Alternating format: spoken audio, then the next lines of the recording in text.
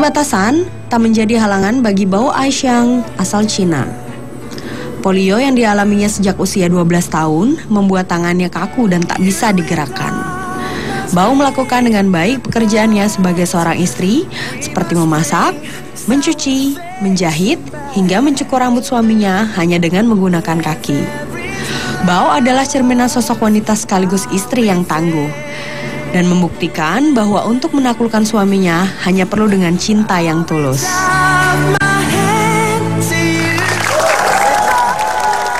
Kalau Sweet sih mungkin lebih ke sensational. Sama kayak kita masih di roaming, so pasti sensational. Tapi kalau buat saya tuh sweet banget ya Fit. Jadi maksudnya dia masih melayani suaminya gitu ya.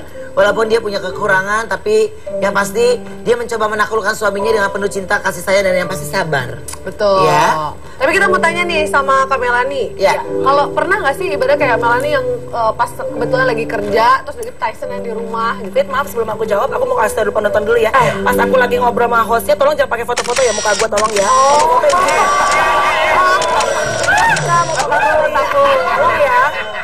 Foto izin ntar pas break ya.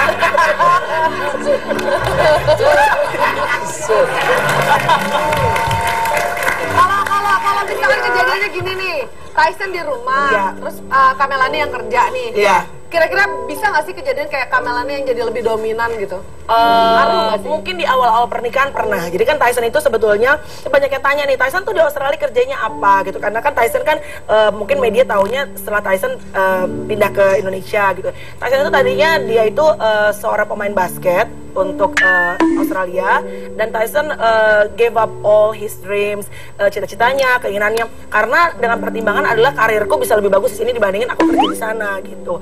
Jadi awal-awal pernikahan Tyson struggling dengan mencari pekerjaan. Awal-awal sempet sih gitu, mungkin karena penghasilannya dari aku gitu, aku sempet ngerasanya kalau lagi ribut gitu, berantem ya, kesel gitu, gue udah capek kerja ini segala macam.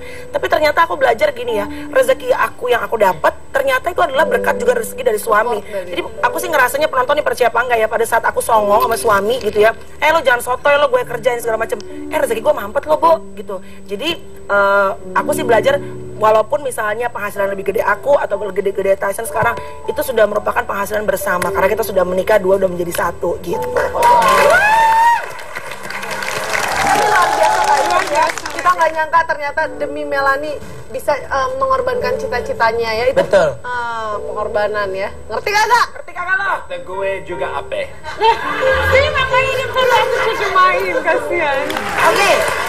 Sekarang kita tanya Ali, kalau di Korea Ali gimana nih? Kalau Korea sekarang memang banyak istri bekerja, tapi kalau dulu lebih banyak istri ibu rumah tangga, seperti mama saya juga ibu rumah tangga, papa yang kerja bawa uang.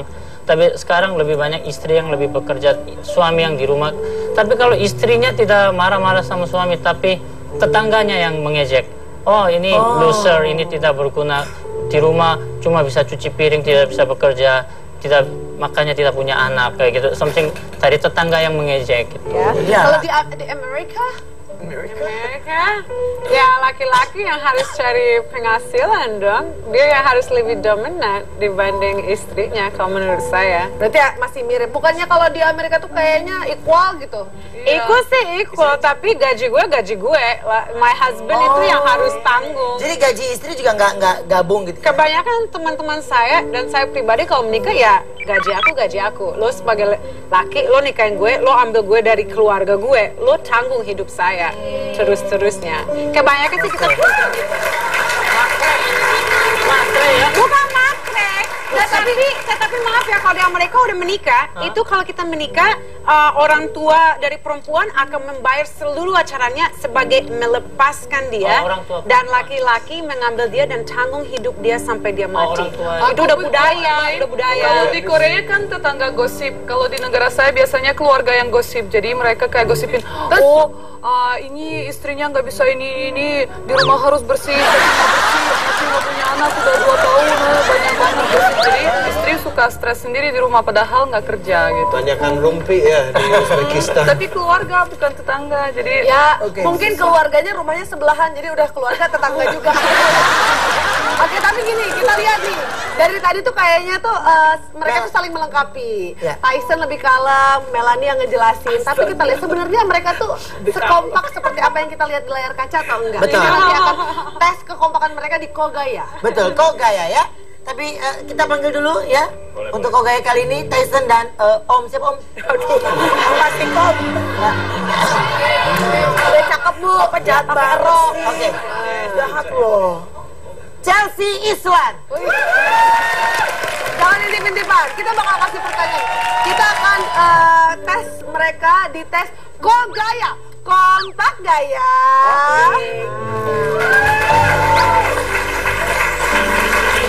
Aku tanya dulu permainannya. Kalau ternyata jelek-jeleknya aku sama Tyson nggak kompak, aku bisa pilih di antara Lee sama yang tiga ini siapa jadi suami berikutnya.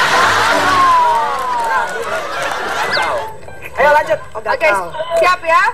Kita akan tes nih kira-kira jawaban mereka kompak atau enggak. Iya, ingat ya, nggak boleh saling lihat. Dad, You wanna start came back by the horse, Dad. Siapa nama teman baik Chloe? teman baik Chloe. Iya, tulis. Pertanyaan nggak ada yang lain apa lu? Ya kan? Siapa yang lebih Nama dekat? teman baik Chloe. Ya. Kalau saudara juga boleh saudara ya. Ayo, Saudara, pokoknya namanya. Boleh saudara. Saudara. Oh iya. Ya, Kasin boleh. Muin. Oke, yuk. Oke. Kasih Coba boleh kita ya. cek. Kok gaya? Kompak Pakai gaya? ya. 1, 2, 3. Siapa ini? Bang Matthew. Bang Matthew. Ini mah dijelek-jelekin biar Matthew. biar sama.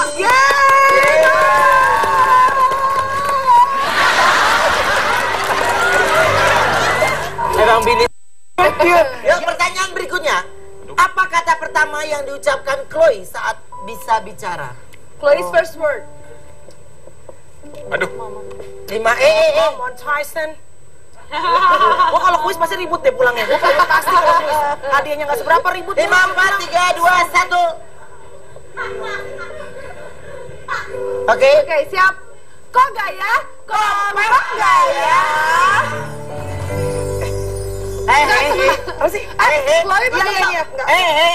Oke. Harus sih Udah, ini aja. Singkat gua sih ini, singkat gua. Mana Net? Udah belum? Sama Mami. Kata pertamanya Mami, kata keduanya The Return. Jadi kalau disambung Mami The Return. Berapa kali dalam sehari biasanya Melanie marah-marah di rumah?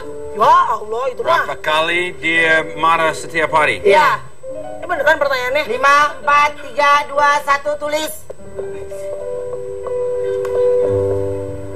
Jangan banyak wajar loh. Ini lembut ya, ibu lembut banget.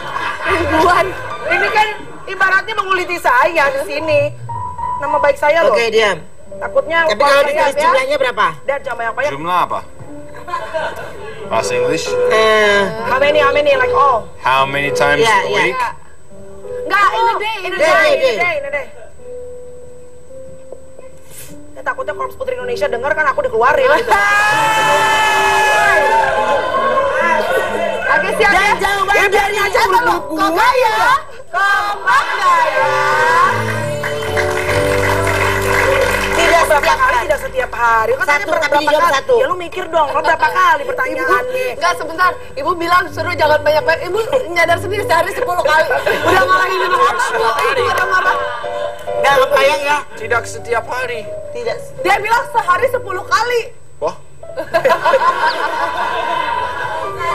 Marah sama siapa? Asisten bukan saya. Ya, pakai dibongkar sama asisten. Udah nggak usah detail, Tambah jadi 11. Oke. Jadi dalam satu hari, menurut Melanie dia marah 10 kali, tapi menurut Tyson tidak pernah setiap hari. Itu luar biasa.